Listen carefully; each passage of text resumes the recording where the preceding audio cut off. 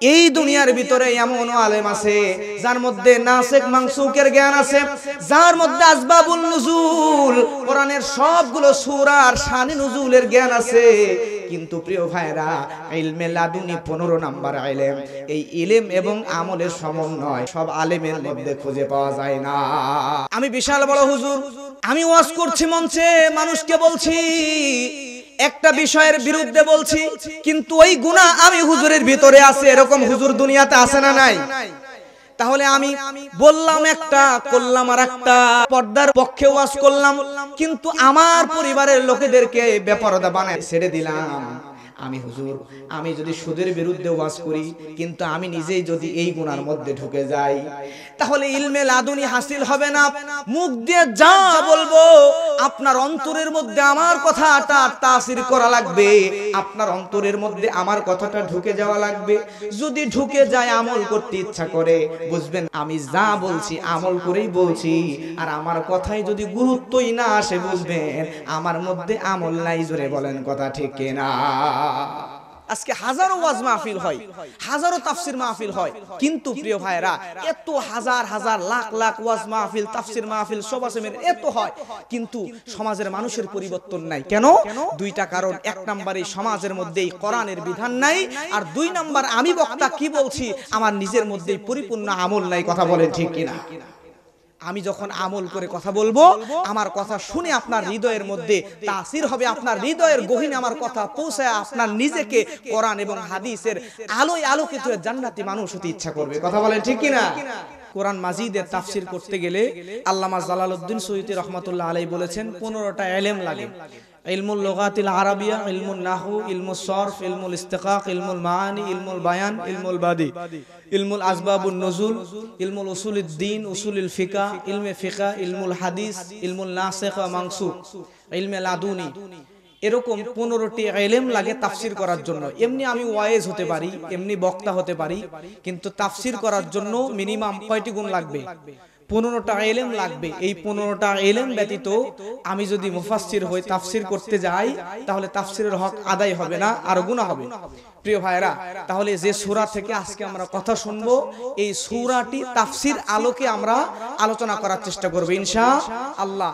যেই কয়জন মানুষ আছেন, যদি আপনারা আমার কথাটা গুরুত্ব দিয়ে শোনেন এবং কথা বলেন, তাহলে আমি বলেও মজা পাবো, আপনারা শুনো বিষয়টা বুঝতে পারবেন।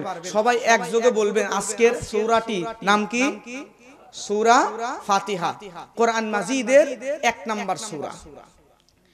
তাফসিরে বাইজাবির লেখক লিখেছেন, তাফসিরে বাইজাবির ভিতরে এই সূরা ফাতিহার 14টা নাম এসেছে।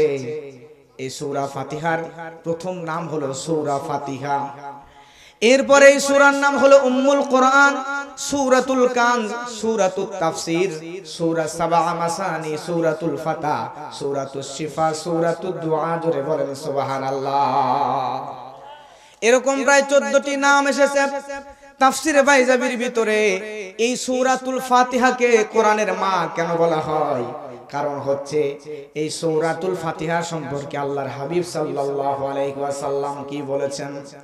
হাদিসের মধ্যে আসছে, আন আবি হুরায়রা রাদিয়াল্লাহু তাআলা আনহু قال قال رسول الله صلى الله عليه وسلم আলহামদুলিল্লাহি উম্মুল কোরআন।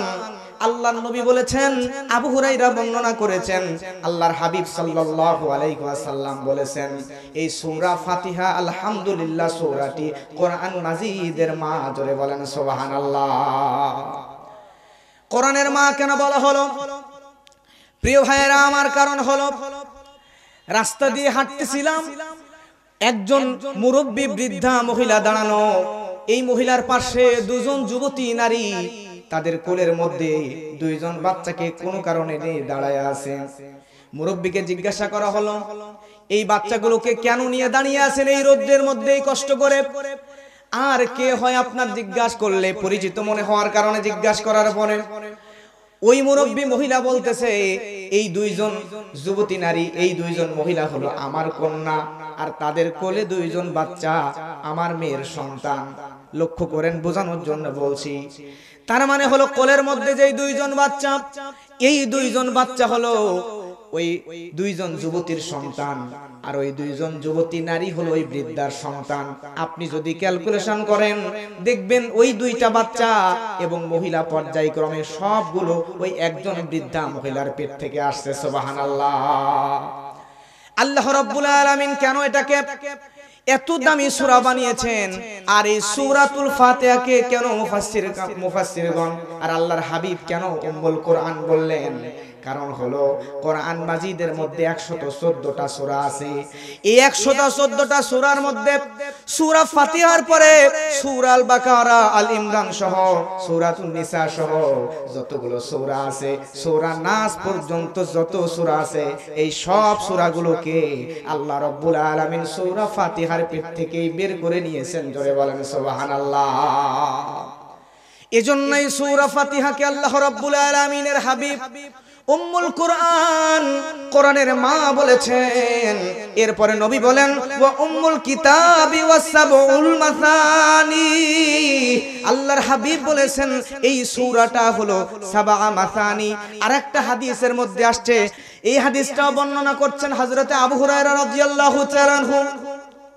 আল্লাহর হাবিব সাল্লাল্লাহু আলাইহি ওয়াসাল্লাম বলছেন এই দুনিয়াতে আল্লাহ রাব্বুল আলামিন যত কিতাব নাজিল করেছেন, তাওরাত বলেন, জবুর বলেন, ইনজিল বলেন, এই কোন কিতাবের মধ্যে পূর্ববর্তী পয়গম্বরদের কোন কিতাবের মধ্যে এমন একটা সূরাও নাই যে সূরাটি সূরা আল ফাতিহার চাইতে দামি হয়। জোরে বলেন সুবহানাল্লাহ। এরূপ কোন সূরাই নাই। এটাই হলো সাবা মাসানি। সুবহানাল্লাহ বলেন। এই কোরআনের মধ্যেকার সূরাতুল ফাতিহা, এই সূরা ফাতিহাকে সূরাতুত তাফসীর কেন মুফাসসিরগণ বললেন? কারণ হলো প্রিয় ভাইরা, কোরআন মাজিদের তাফসীর করতে গেলে বললাম 15টা ইলম লাগে। কয়টা? সবাই কোরআনের তাফসীর করতে পারেন না। কোরআনের তাফসীর করতেন আল্লামা সাইদি হুজুর, তিনি কোরআনের তাফসীর করতেন। আর মুফাসসিরদের মধ্যে বাংলাদেশের যত বড় বড় আলেম হোক না কেন, তার মধ্যে ইলমুল লুগাতিল আরাবিয়া থাকতে পারে, আরবি ভাষার জ্ঞান থাকতে পারে, ইলমুন নাহু আরবিক ব্যাকরণ থাকতে পারে, ইলমুল সরফ শাব্দিক বোঝা রূপান্তর করার শক্তি তার মধ্যে থাকতে পারে, ইলমুল ফিকহ উসুলুদ্দিন উসুলুল ফিকহ থাকতে পারে, ইলমুল মাআনি, ইলমুল বাদি, ইলমুল বায়ান ভাষার অলংকার থাকতে পারে, এরকম ইলমে ফিকহ ইলমে হাদিসের উপর পাণ্ডিত্য থাকতে পারে। এই দুনিয়ার ভিতরে এমন আলেম আছে যার মধ্যে নাসিখ মানসুখের জ্ঞান আছে, যার মধ্যে আসবাবুন নুজুল কোরআনের সবগুলো সূরার শানে নুজুলের জ্ঞান আছে। কিন্তু প্রিয় ভাইরা, ইলমে লাদুনি 15 নাম্বার ইলম। এই ইলম এবং আমলের সমন্বয়, এই জ্ঞানটা সব আলেমের মধ্যে খুঁজে পাওয়া যায় না। আমি বিশাল বড় হুজুর, ওয়াজ করছি মঞ্চে, আমি ওয়াজ করছি মঞ্চে, মানুষকে বলছি একটা বিষয়ের বিরুদ্ধে বলছি, কিন্তু ওই গুনাহ আমি হুজুরের ভিতরে আছে। এরকম হুজুর দুনিয়াতে আছে না নাই? তাহলে আমি বললাম একটা, করলাম আর একটা, পর্দার পক্ষে ওয়াজ করলাম, কিন্তু আমার পরিবারের লোকেদেরকে বেপরদা বানায় ছেড়ে দিলাম। আমি হুজুর, আমি যদি সুদের বিরুদ্ধে ওয়াজ করি, কিন্তু আমি নিজেই যদি এই গুনার মধ্যে ঢুকে যাই, তাহলে ইলমে লাদুনি হাসিল হবে না। মুখ দিয়ে যা বলবো, আপনার অন্তরের মধ্যে আমার কথাটা তাসির করা লাগবে, আপনার অন্তরের মধ্যে আমার কথাটা ঢুকে যাওয়া লাগবে। যদি ঢুকে যায়, আমল করতে ইচ্ছা করে, বুঝবেন আমি হুজুর, আমি যা বলছি আমল করেই বলছি। আর আমার কথায় যদি গুরুত্বই না আসে, বুঝবেন আমার মধ্যে আমল নাই। জোরে বলেন কথা ঠিক কিনা?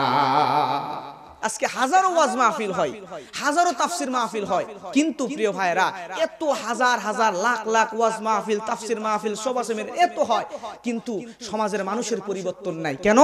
দুইটা কারণ। এক নাম্বার, এই সমাজের মধ্যেই কোরআনের বিধান নাই, আর 2 নাম্বার, আমি বক্তা কি বলছি আমার নিজের মধ্যেই পরিপূর্ণ আমল নাই। কথা বলেন ঠিক কিনা? আমি যখন আমল করে কথা বলবো, আমার কথা শুনে আপনার হৃদয়ের মধ্যে তাসির হবে, আপনার হৃদয়ের গহীনে আমার কথা পৌঁছায় আপনার নিজেকে কোরআন এবং হাদিসের আলোয় আলোকিত জান্নাতি মানুষ হতে ইচ্ছা করবে। কথা বলেন ঠিক কিনা? নবী সাল্লাল্লাহু আলাইহি ওয়াসাল্লাম এই সূরাকে এত ভালোবাসতেন, মুফাসসিরগণ এই সূরাতুল ফাতিহাকে সূরাতুত তাফসীর বললেন। কারণ হলো, আপনি যদি তাফসীর করা শুরু করে দেন, আল্লাহ রাব্বুল আলামিন এই কোরআনের ফাতিহার মধ্যে এমন বরকত দিয়ে দিয়েছেন। প্রিয় ভাইরা আমার, যদি সূরা ফাতিহার তাফসীর করতে শুরু করেন, তাফসীর সূরা ফাতিহার করতে করতে আপনি এমন একটা পর্যায়ে আসবে, আপনি সূরা বাকারার মধ্যে ঢুকে যাবেন, ফাতিহার তাফসীর বাকারার মধ্যে ঢুকে যাবে, এরপরে সেই সূরার তাফসীর চলে যাবে নিসার মধ্যে, আল ইমরানের মধ্যে। এমন করে তাফসীর করতে করতে এই সূরা এমন একটা সূরা তাফসীর করতে করতে একটা সূরার তাফসীরে পুরা 30 পারা কোরআন লেগে যাবে। জোরে বলেন সুবহানাল্লাহ। আল্লাহ রাব্বুল আলামিন বলেন, ওয়ালাউ আন্নামা ফিল আরদি মিন শাজারাতিন আকলামু ওয়াল বাহরু ইয়ামুদ্দুহু মিন বা'দিহি সাবআতু আবহুরিম মা নাফিদাত কালিমাতুল্লাহ ইন্নাল্লাহা আজিজুন হাকীম। জোরে বলেন আল্লাহু আকবার।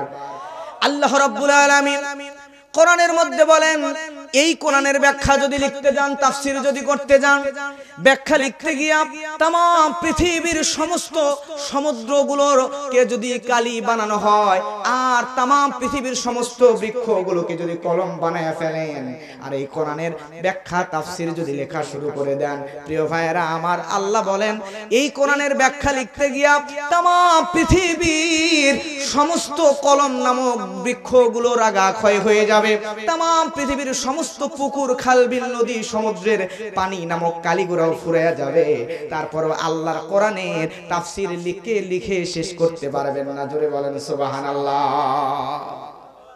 এই হলো সূরাতুত তাফসীর। যেই সূরার তাফসীর করেন, করতে করতে একটা সময় আসবে আপনি ওই সূরার তাফসীর করছেন সূরা বাকারা, কিন্তু চলে যাবে, ঢুকে যাবে সূরা ফাতিহার মধ্যে। সূরা নাসের তাফসীর করছেন, সূরা ফালাক, নাবা যা করেন, একটা সময় এই সূরাতুল ফাতিহার মধ্যে ওই সূরার তাফসীর ঢুকে যাবে। এজন্য এই সূরাকে মুফাসসিরগণ সূরাতুত তাফসীর বলেছেন। জোরে বলেন সুবহানাল্লাহ। এই সূরাতুল ফাতিহার আর একটা নাম হলো সূরাতুল ফাতা। কি নাম? ফাতা শব্দের অর্থ হলো ঢাকা জিনিস খুলে দেওয়া। তার মানে হলো, প্রিয় ভাইরা আমার, এই যে কোরআন দেখছেন, এই কোরআন দেখতেছেন, এই কোরআন মাজিদটা আপনি যে এই যে ঢাকা জিনিস খুলে দিলেন, ঢাকা জিনিস খুললেই সর্বপ্রথম যেই সূরাটি চলে আসবে, সেই সূরাটির নাম কি? বলেন না, নাম কি? ফাতিহা। কোরআনটা খুললেন, ফাতিহার নাম হলো ফাতা, মানে ঢাকা জিনিস খুলে দেওয়া, খোলা। কোরআন খুললেন, সাথে সাথে সূরা ফাতিহা চলে আসলো। ঠিক তেমন করে প্রিয় ভাইয়েরা আমার লক্ষ্য করেন, ঠিক তেমন করে মুফাসসিরগণ বলেন এই সূরা ফাতিহা এমন একটা সূরা, আপনি যদি কোরআনটা খুলেন, এই সূরা ফাতিহা বের করেন, আর এই ফাতিহাটা, এই সূরাটা যদি আপনি পাঠ করেন, তেলাওয়াত করেন, তাহলে মুফাসসিরগণ বলেছেন আল্লাহ রাব্বুল আলামিন যেই বান্দা এই কোরআনটা খুললো, কোরআনের মধ্যে ক্লিক করলো, ওই বান্দার জন্য আমি আল্লাহ দুনিয়ার সমস্ত ভালো ভালো দরজাগুলো খুলে দিব। সুবহানাল্লাহ। আপনার বাড়িতে কম্পিউটার থাকতে পারে, আপনার বাড়িতে ল্যাপটপ থাকতে পারে। কম্পিউটার, ল্যাপটপের মধ্যে যখন আপনি উইন্ডোজ দেওয়ার পরে অন করবেন, অন করার পরে ওই কম্পিউটার অথবা অ্যান্ড্রয়েড মোবাইল, স্মার্টফোনের মধ্যে টিপ দেবেন, দেওয়ার পরে দুইটা স্টোরেজ চলে আসবে, একটা ইন্টারনাল স্টোরেজ আর একটা আসবে এসডি কার্ড। আপনি যদি এসডি কার্ডের মধ্যে ক্লিক করেন, ক্লিক করার পরে ওখানে আরো আনুষঙ্গিক সফটওয়্যারগুলো চলে আসবে, অ্যান্ড্রয়েড, ডিসিআইএম, এরপরে ফটো, ভিডিও, মিউজিক, বিভিন্ন রকম সফটওয়্যার চলে আসবে। আবার যখন ভিডিওর মধ্যে ক্লিক করবেন, ভিডিওর ভিতর থেকে নতুন সফটওয়্যার বের হবে। ঠিক তেমন করে এই কোরআন মাজিদের মধ্যে যদি আপনি কোরআনটা খুলেন, করার পরে একটা ক্লিক করলে সর্বপ্রথম যেই সফটওয়্যার ভেসে আসবে, তার নাম হলো সূরাতুল ফাতিহা। জোরে বলেন সুবহানাল্লাহ। আবার সূরা ফাতিহার মধ্যে আরেকটা ক্লিক করেন, এরপরে সূরা বাকারা আল্লাহ বের করে দিবেন। আল্লাহু আকবার। আবার একটা ক্লিক করলে সূরা আল ইমরান বের করে দিবেন। এমন করে এই সূরা ফাতিহার মধ্যে যতবার ক্লিক করবেন, যতবার পৃষ্ঠা উল্টাবেন, ঠিক ততবার আল্লাহ রাব্বুল আলামিন এই সূরা ফাতিহার বরকতে একের পর এক 30 পারা কোরআন আপনার জন্য বের করে দিবেন। সুবহানাল্লাহ। তাহলে প্রশ্ন আসতে পারে, সূরা কয়টা? জোরে বলেন, কয়টা? সূরা একটা, সূরা ফাতিহা। কিন্তু এতগুলো নাম, সূরা ফাতিহা, উম্মুল কোরআন, সূরাতুল কানজ, সূরা ফাতিহা, সূরাতুদ দোয়া, সূরাতুশ শিফা, এতগুলো নাম কেন?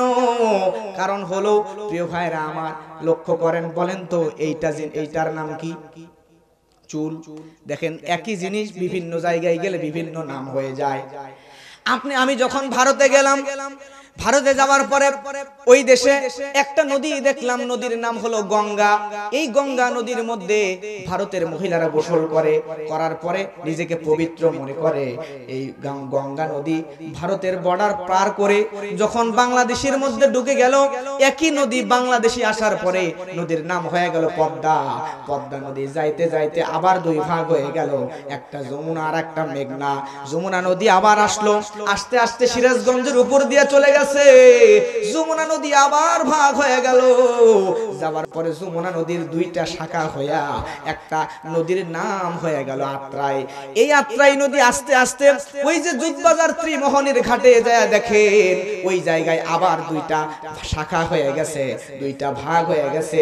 একটা আত্রাই চলে গেছে আর একটা বুক চিরে তৈরি হয়ে গেছে রানী নদী। কথা বলেন ঠিক কিনা?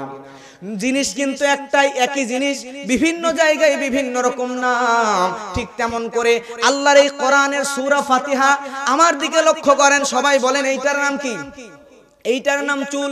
এই চুল এখানে আসলে, এখানে আসলে, এখানে আসলে চুল, এখানে আসলে ভুরু, এখানে আসলে চোখের পাতা, এখানে আসলে মোষ, এখানে আসলে দাড়ি, গায়ে আসলে হয়ে যায় গায়ের লোম। একই জিনিস বিভিন্ন জায়গায় বিভিন্ন নাম, গুণের কারণে, আলাদা প্রয়োজনের কারণে।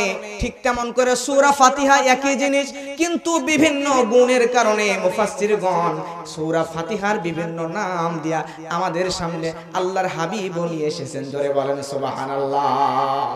তার মানে হলো এই কোরআনটা যদি আপনি খোলেন, এই কোরআনের ভিতরে আসবে সূরাতুল ফাতিহা। এই সূরাতুল ফাতিহার ভিতরে যদি আপনি একটা ক্লিক করে দেন, তাহলে এই সূরাতুল ফাতিহার ভিতরে একটা ক্লিক করে দেওয়ার সঙ্গে সঙ্গে কোরআনটা খুললেন।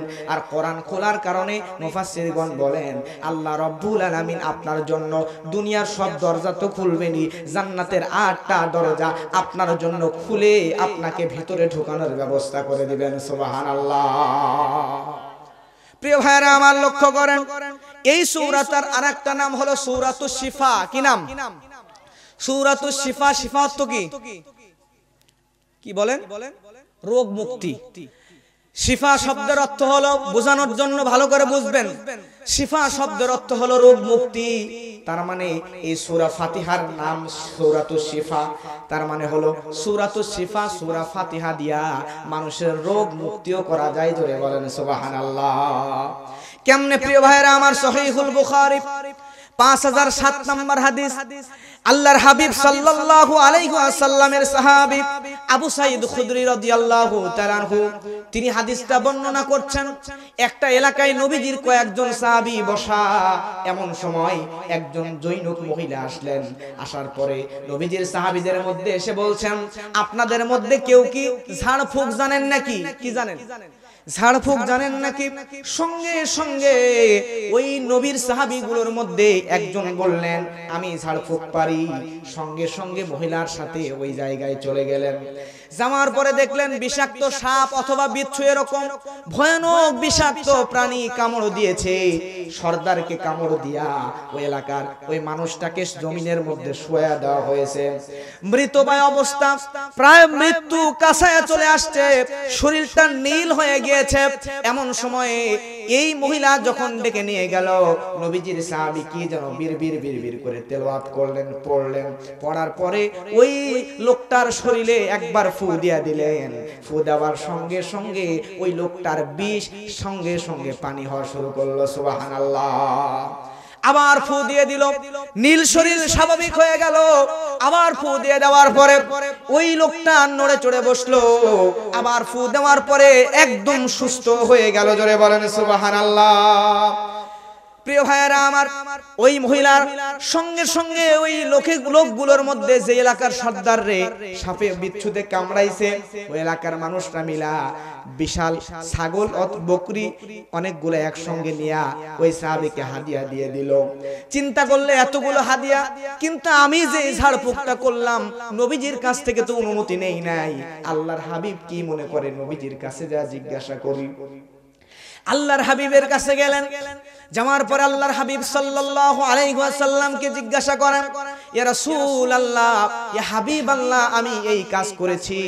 আমি সূরা ফাতিহা দিয়া একজন লোককে ঝাড়ফুঁক করেছি, করার পরে লোকটা পরিপূর্ণ সুস্থ হয়ে গেছে। সুবহানাল্লাহ বলেন। আমি কি কাজটা ভুল করলাম নাকি? অনুমতি তো নেই নাই। আল্লাহর হাবিব দুই রকম বর্ণনা এক জায়গায় বলছেন চুপ করেছিলেন। আপনারা জ্ঞানী মানুষ, বলেন তো চুপ থাকা কিসের লক্ষণ?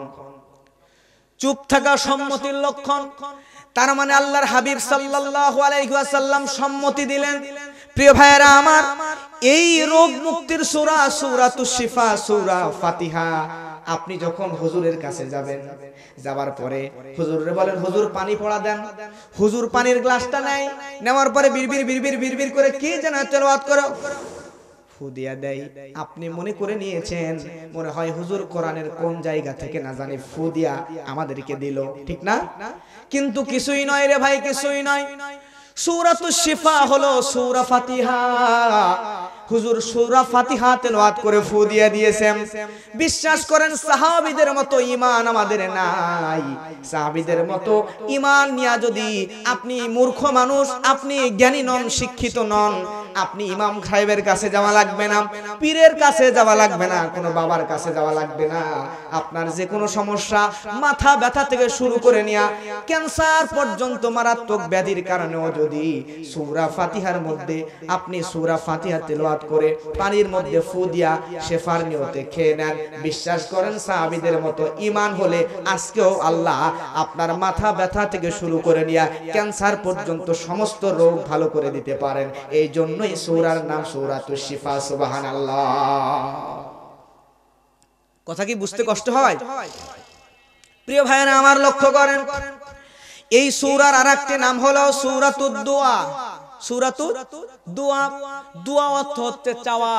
তার মানে কোরআনে আল্লাহ রব্বানা যালামনা আনফুসানা ওয়া ইল্লাম তাগফির লানা ওয়া তারহামনা লানাকুনান্না মিনাল খাসিরিন, এমন করে কোরআনে যত দোয়া আল্লাহ শিখায়া দিয়েছেন, এই সমস্ত দোয়ার মা, সমস্ত দোয়ার চাইতে দামি দোয়া হলো সূরা ফাতিহা। জোরে বলেন সুবহানাল্লাহ। এটা নিয়ে আমাদের সমাজে দ্বন্দ্ব আছে। আমরা ইমাম যখন নামাজ পড়াই তখন ইমামের পিছনে আমরা সূরা ফাতিহা পড়ি, কারণ আমাদের দলিল হচ্ছে আলেমরা বলছেন লা সালাতা লিমান লাম ইয়াকরা বিফাতিহাতিল কিতাব। তার মানে সূরা ফাতিহা ছাড়া নামাজই হবে না। কথা বলেন ঠিক কিনা? কিন্তু আমাদের দুইটা শ্রেণী, এক শ্রেণী বলি সূরা ফাতিহা ছাড়া নামাজই হবে না, আরেক শ্রেণী বলে ইমাম পড়লে, ইমামের ইক্তেদা করলে ইমামের পিছনে নামাজ হয়ে যায়, কারণ ওয়াইযা কুরিয়াল কুরআনু ফাসতামিউ লাহু ওয়া আনসিতু লাআল্লাকুম তুরহামুন। সুবহানাল্লাহ বলেন। প্রিয় ভাইরা, এটা নিয়ে সমাজের দ্বন্দ্ব আছে, কিন্তু দ্বন্দ্ব কিন্তু জগৎ বিখ্যাত আলেমরা করেন নাই। পৃথিবীর সবচাইতে দামি কিতাবের নাম আল জামিউল, হাদিসের গ্রন্থ সবচাইতে বিশুদ্ধ হাদিসের গ্রন্থের নাম হচ্ছে আল জামিউল মুসনাদুস সহিহুল মুখতাসারু মিন উমুরি রাসূলিল্লাহ সাল্লাল্লাহু আলাইহি ওয়াসাল্লাম। হাদিসটার নাম কি বলেন? সংক্ষিপ্ত নাম কি? সহিহুল বুখারী। লিখেছেন ইমাম আবু আব্দুল্লাহ মুহাম্মদ। আমরা তো কিতাব তেমন পড়ি না, কিন্তু আমরা সহিহুল বুখারী জানি, কিন্তু বুখারী আসল নাম না, এটা পরিচিত, মানে পরিচিতির জন্য বুখারী বলা হয়। কিন্তু মুসনাদুস সহিহুল মুখতাসারু মিন উমুরি রাসূলিল্লাহি সাল্লাল্লাহু আলাইহি ওয়াসাল্লাম ওয়া সুনানিহি ওয়া আইয়ামিহি, এত বড় নাম। সংক্ষিপ্তে সহিহ বুখারী বলে আমরা যেমন আমাদের নাম অনেক বড়, কিন্তু ডাক নাম একটা বলে ডাকে না, ঠিক এই রকম করে ডাক নাম হচ্ছে সহিহুল বুখারী। প্রিয় ভাইরা, এই হাদিসের কিতাব এত দামি কিতাব, এই কিতাবের লেখক যিনি ইমাম বুখারী রাহমাতুল্লাহ আলাইহি, তার সঙ্গে আরেকজন ইমামের দ্বন্দ্ব ছিল না। ইমাম আবু হানিফা রাহমাতুল্লাহ আলাইহির সাথে ইমাম বুখারী বা তৎকালীন জামানায় কারো দ্বন্দ্ব নিজের মতো প্রচার করে গেছেন, কিন্তু বর্তমান সমাজে আমরা একজন আরেকজনের সঙ্গে দ্বন্দ্ব নিয়ে গন্ডগোল মেতে আছি। কিন্তু হাদিস, মূল হাদিসের ইবারত পড়ে ওই হাদিসটা বোঝার মতো ইলম আমাদের মধ্যে নাই।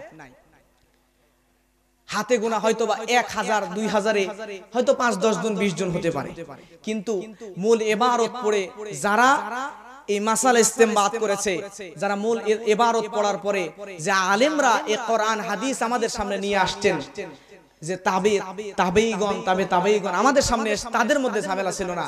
ঝামেলা শুধু আমরা সাধারণ মানুষদের মধ্যে। একজন লম্বা টুপি খাটো টুপিকে দেখতে পারি না, খাটো টুপি লম্বা টুপিকে দেখতে পারি না, জামাত ইসলাম আহলে হাদিসকে দেখতে পারি না, আহলে হাদিস জামাত ইসলামকে দেখতে পারি না, কওমি সুন্নিকে দেখতে পারি না, সুন্নি চরমনাইকে দেখতে পারি না। তবে আলহামদুলিল্লাহ বাংলাদেশের অবস্থা অনেকটাই ভালো আছে অন্যান্য দেশের তুলনায়। আলহামদুলিল্লাহ বলবেন না? এখন আমরা দূর থেকে বিরোধিতা করলেও সামনাসামনি কেউ বিরোধিতা করি না। যদি যেদিন সামনাসামনি সরাসরি বিরোধিতা শুরু হয়ে যাবে সেদিন থেকে এই বাংলাদেশেও ওই ফিলিস্তিন আর ইন্ডিয়ার কাশ্মীরের মুসলমানদের মতো আমরা মুসলমানদের পরিণতি হয়ে যাবে। কথা বলেন ঠিক কিনা? এজন্য যে যেমন করে ইসলাম মানতেছে আমরা সবারটাকে বুঝে তারটা ভুল হলে তারে বুঝাবো, নিজেরটা ভুল হলে নিজের সংশোধন হব, কিন্তু গন্ডগোল মারামারি বিভেদের মধ্যে যাব না। কথা বলেন ঠিক কিনা? কেন? আম্মাজান আয়েশা রাদিয়াল্লাহু তাআলা আনহা, নাম কি বললাম? আয়েশা রাদিয়াল্লাহু তাআলা আনহা। এবার আপনারা বলেন তো আম্মাজান আয়েশা আল্লাহর হাবিব সাল্লাল্লাহু আলাইহি ওয়াসাল্লামের ঘরের মানুষ নাকি বাহিরের মানুষ? এবার বলেন হযরত আবু হুরায়রা রাদিয়াল্লাহু তাআলা আনহু রাইসুল মুহাদ্দিসিন, হযরত আবু হুরায়রা নবীজির ঘরের মানুষ নাকি বাহিরের মানুষ? কোথাকার? আমার ভাইয়েরা লক্ষ্য করেন, আবু হুরায়রা রাদিয়াল্লাহু তাআলা আনহু তিনি আল্লাহর হাবিব সাল্লাল্লাহু আলাইহি ওয়াসাল্লামকে বাহিরে দেখেছেন, ঘরে দেখেন নাই। আর আম্মা জান আয়েশা আল্লাহর হাবিবকে ঘরে দেখেছেন, বাহিরে তেমন একটা দেখেন নাই। এবার লক্ষ্য করেন হযরত আবু হুরায়রা রাদিয়াল্লাহু তাআলা আনহু আর এদিকে আম্মা জান আয়েশা তিনি বলছেন আল্লাহর হাবিব সাল্লাল্লাহু আলাইহি ওয়াসাল্লামকে আমি পশ্চিম দিকে পেশাব করতে দেখি নাই, পশ্চিম দিক হয়ে পেশাব করতে আল্লাহর হাবিবকে আমি দেখি নাই। আর অন্যদিকে আবু হুরায়রা বলছেন আল্লাহর কসম করে বলছি, আল্লাহর কসম করে বলছি, আল্লাহর কসম করে বলছি আল্লাহর হাবিব সাল্লাল্লাহু আলাইহি ওয়াসাল্লামকে আমি পশ্চিম দিক হয়ে পেশাব করতে দেখছি। জোরে বলেন সুবহানাল্লাহ। গন্ডগোল বাজছে কি বাজে নাই? আবু হুরায়রা বলছে পশ্চিম দিকে নবীজিকে পেশাব করতে দেখছি, আর আম্মা জান আয়েশা বলছে দেখি নাই। আয়েশা ঘরের মানুষ আর আবু হুরায়রা বাহিরের মানুষ। আবু হুরায়রা দেখছে বাহিরে সফর অবস্থায় বেশি, আর আম্মা জান আয়েশা দেখছে ঘরে। এবার বুঝেন ভালো করে, মনে করেন এইটা হচ্ছে কাবা, এইটা হচ্ছে কি বাইতুল্লাহ। এখন কাবার এইটা মনে করেন যে অন্য দেশ তুরস্ক, আর কাবার এই পাশে আমরা আছি বাংলাদেশ। বাংলাদেশ থেকে কেবলা এদিকে, কাবা এদিকে, পশ্চিম এদিকে। আমার কথা বুঝতেছেন? সোজা কেবলা, পশ্চিম দিকে সোজা, এইটা পশ্চিম। এখন আমাদের জন্য কাবা ঘরের দিকে পশ্চিম দিক হয়ে নামাজ পড়া আমাদের জন্য, আর আমাদের ওই পারে কাবার ওই পারে যারা আছে তারা কি পশ্চিম দিকে নামাজ পড়বে নাকি তাদের পূর্ব দিকে? এখন বোঝেন আল্লাহর হাবিবের বাসা এইটা, এটা কাবা, এখানে আল্লাহর হাবিবের বাসা। এখন আম্মা জান আয়েশা ঘরের মধ্যে আছে, এখান থেকে দেখছেন যে কাবার দিক হয়ে আল্লাহর নবী পেশাব করেন নাই কোনোদিন। আর আবু হুরায়রা সফরে গেছে, এইটা কাবা, এখানে পূর্ব দিক, এইদিকে পশ্চিম। আবু হুরায়রা আসছে এখানে বেড়াইতে, এখানে আল্লাহর হাবিব যদি পশ্চিম দিক হয়ে পেশাব করে তাহলে এটাতে কোনো সমস্যা আছে? কিন্তু এখন যদি আমরা এখানে দুইটা দল হয়ে যায়, আমি যদি বলি যে আম্মা জান আয়েশা বলছে সহিহ হাদিস, দুইটাই সহিহ, আম্মা জান আয়েশা বলছে নবী কোনোদিন পশ্চিম দিক হয়ে পেশাব করে নাই, আর আরেকজন বলছে না আবু হুরায়রা বলছে করছে। এখন দুইজনে মারামারি লাগে, মাথা মুটা ফাটায় শেষ করে দিছে। কিন্তু আসলে ভিতরের আম যদি হয়, আলেম যদি না হয়, ভিতরেরটা বুঝবে না। এজন্য ইলম প্রয়োজন অনুযায়ী যা প্রয়োজন তার থেকে বেশি ইলম অর্জন করা লাগবে। অন্ধ অনুসরণ, অন্ধভাবে কারো অনুসরণ করা যাবে না। প্রিয় ভাইরা আমার লক্ষ্য করেন, এইবারে আসেন 1 নম্বর আয়াত। আল্লাহ রাব্বুল আলামিন বলেন আলহামদুলিল্লাহি রাব্বিল আলামিন। জোরে বলেন আল্লাহু আকবার। আল্লাহ রাব্বুল আলামিন বলছেন আলহামদুলিল্লাহি রাব্বিল আলামিন, সমস্ত প্রশংসা আল্লাহ রাব্বুল আলামিনের জন্য। এই সূরা, এই আয়াতের তাফসীর যদি করতে চাই তাহলে আম্মা জান হযরত আয়েশা রাদিয়াল্লাহু তাআলা আনহার একটা ঘটনা বলা লাগবে। 50 আম্মা জান আয়েশা রাদিয়াল্লাহু তাআলা আনহা তৎকালীন সময় আল্লাহর হাবিব যখন জিহাদে যাইতেন, যুদ্ধে যাওয়ার সময় আল্লাহর হাবিব সাল্লাল্লাহু আলাইহি ওয়াসাল্লাম এক একটা যুদ্ধে এক একজন বিবিকে সঙ্গে করে নিতেন। কিন্তু বানি মিসতালিকের যুদ্ধ যখন শুরু হয়ে যাবে, আল্লাহর হাবিবের অনেকগুলো স্ত্রীর মধ্য থেকে যাওয়ার জন্য রেডি করে নেবেন। অনেকগুলো স্ত্রী থাকলে একজনকে বেছে নেওয়া কষ্টকর না। নবীজি তখন লটারি করলেন, তাই বলে লটারি আবার জায়েজ করে দিয়েন না, ওই লটারি এই লটারি এক না। আল্লাহর হাবিব সাল্লাল্লাহু আলাইহি ওয়াসাল্লাম লটারি করলেন কোন বিবিকে সঙ্গে নেওয়া যায়। আম্মা জান আয়েশা রাদিয়াল্লাহু তাআলা আনহার নাম উঠে গেল। আম্মা জান আয়েশা রাদিয়াল্লাহু তাআলা আনহাকে আল্লাহর হাবিব সঙ্গে করে নিয়ে বানি মুস্তালিকের যুদ্ধের জন্য রওনা দিয়ে দিলেন। যুদ্ধে যাইতে যাইতে রাস্তার মধ্যে এক জায়গায় রেস্টের জন্য ব্রেক করলেন। ব্রেক করার পরে ওই জায়গায় তাবু গেড়ে কিছুক্ষণ রেস্ট করবেন। সবাই রেস্ট করার পরে খানা পিনার পরে আবার রওনা দিয়ে দিবেন। কিন্তু আম্মা জান আয়েশা তিনি প্রকৃতির ডাকে সাড়া দিয়া টয়লেট বাথরুমের জন্য একটু সাইডে জঙ্গলের মধ্যে গেছেন। ছোট মানুষ উনি যখন জঙ্গলের মধ্যে গেছেন, যাওয়ার পরে বাথরুম সেরে তারপরে যখন ফিরে আসছেন, আসার পরে যখন উটের পিঠে উঠবেন, যখন ওনার পালকির ভিতরে উঠবেন, ওঠার সময় লক্ষ্য করে দেখেন তার গলার মধ্যে দামি একটা হার ছিল, নেকলেস ছিল। এই হারটা অনুপস্থিত দেখা যায় না। আম্মা জান আয়েশা রাদিয়াল্লাহু তাআলা আনহা লক্ষ্য করে দেখলেন এটা নাই। ছোট মানুষ ভয় পেয়ে গেলেন। মহিলাদের গয়নার প্রতি একটু ভালোবাসা আছে। আম্মা জান আয়েশা চিন্তা করলেন আমি যেইখানে গিয়েছিলাম হয়তোবা জঙ্গলের মধ্যে পড়ে গেছি। উনি চলে গেছেন জঙ্গলের ভিতরে। জঙ্গলের ভিতরে যাওয়ার পরে খুঁজে ওখান থেকে চলে আসলেন। আসলে উটের গলার সঙ্গেই ওইটা লেগেছিল। আম্মা জান আয়েশা দেখতেছেন যে ওই জায়গায় যেখানে তাবু গাড়া ছিল সেখানে কেউ নাই। আল্লাহর হাবিব সব সাহাবীদেরকে নিয়ে রওনা দিয়ে দিয়েছেন। সুবহানাল্লাহ। এখানেও একটা ঘটনা। আম্মা জান আয়েশা দেখেন আমাদের সমাজের মেয়েরা হলে করতো কি, স্বামীরা সামনে চলে গেছে ফুল স্পিডে হাঁটা ধরতো, কথা বলেন ঠিক কিনা, প্রয়োজনে দৌড়াইতো। কিন্তু আম্মা জান আয়েশা দৌড়ালেন না, হাঁটলেন না, ওই জায়গায় পর্দা চাদর গায়ে মোড়া দিয়ে চুপটি করে বসে গেলেন। বসে যাওয়ার পরে আল্লাহর হাবিবের একজন সাহাবী আম্মা জান আয়েশাকে বুঝতে পারলেন আয়েশা আসে নাই। আল্লাহর হাবিব সাল্লাল্লাহু আলাইহি ওয়াসাল্লাম তিনি তাকে তার এই সাহাবী পিছন দিকে চলে আসলো আম্মা জান আয়েশাকে নিয়ে আসার জন্য। আম্মা জান আয়েশা রাদিয়াল্লাহু তাআলা আনহাকে নিয়ে আসার জন্য চলে আসলেন। আসার পরে প্রিয় ভাইয়েরা আমার, আম্মা জান আয়েশাকে সঙ্গে করে নিলেন, নিয়ে আল্লাহর হাবিবের কাছে গেলেন। কিন্তু এই সময়ের মধ্যে আল্লাহর হাবিবের সঙ্গে যে সাহাবীরা ছিল তাদের মধ্যে কিছু মুনাফিক ছিল। এই মুনাফিকরা প্রচার করে দিল আম্মা জান আয়েশা আল্লাহর হাবিবের স্ত্রীর চরিত্র খারাপ, যার কারণে তিনি পিছিয়ে পড়েছেন নবীর আরেকজন সাহাবীর সঙ্গে। জোরে জোরে বলেন না নাউজুবিল্লাহ। আল্লাহর হাবিবের কাছে যখন কানাকানি করে এই কথাগুলো নবীজির কাছে বলা হলো, নবীজি আমার বড়ই কষ্ট পেলেন। আম্মা জান আয়েশা নবীর কাছে আসলেন, কিন্তু আয়েশা নবীজির কাছে আসার পরেও আল্লাহর হাবিব আয়েশার সঙ্গে ভালো করে কথা বলছেন না। হযরত আয়েশা রাদিয়াল্লাহু তাআলা আনহা যখন কথা বলেন না, সঙ্গে সঙ্গে নবীজির কথা বলছেন না, আয়েশা বুঝতে পারলেন নবীজি আমার উপরে রাগান্বিত। তিনি নবীজির সঙ্গে কথা বলার চেষ্টা করেও পারলেন না। তিনি আল্লাহর হাবিবকে বললেন ইয়া রাসূলুল্লাহ কি আমার অপরাধ? নবীজি তাও কথা বলেন না। তখন কষ্টের চোটে বলেন আমাকে অনুমতি দেন, আমি একটু আমার বাবার বাড়িতে যেতে চাই। আল্লাহর হাবিব অনুমতি দিয়ে দিলেন। উম্মাহাতুল মুমিনিন হযরত আয়েশা বাপের বাড়িতে চলে গেলেন। যাওয়ার পরে হযরত আবু বকরকে বলছেন আব্বা আল্লাহর হাবিব আমার সঙ্গে কথা বলছেন না, অথচ আমি জানি না আমার কি অপরাধ, আমি তো জানি না। আয়েশা গিয়ে দেখতেছেন আয়েশার পিতা হযরত আবু বকর আয়েশার সঙ্গে ঠিকমতো কথা বলেন না। এবার তিনি মায়ের কাছে গেলেন। মায়ের কাছে গিয়ে মাকে খুলে বললেন, জনম দুঃখিনী মা তিনিও কথা বললেন না। হযরত আয়েশা বড়ই কষ্ট পেলেন। কষ্টের চোটে রুমের মধ্যে গিয়া বালিশে মাথা লাগাইয়া ছোট্ট মানুষ চোখের পানি ছেড়ে দিয়ে দিয়ে কাঁদতেছেন, আহারে আমি কি করছি, আমার অপরাধটা কি? কেউ কথা বলে না, আমি তো জানি না। আল্লাহর কাছে কেঁদে কেঁদে বলে, ও রব্বুল আলামিন আমি কি অপরাধ করলাম? আমাকে আপনি কেন এমন শাস্তি দিতেছেন? আল্লাহ রাব্বুল আলামিন আয়েশার ডাকে সাড়া দিয়ে দিলেন।